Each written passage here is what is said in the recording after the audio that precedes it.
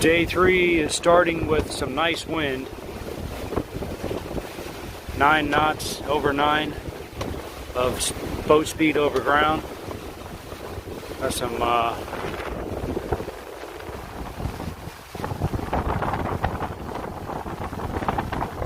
that's an oil platform in the Gulf of Mexico. Now we're making up some good time.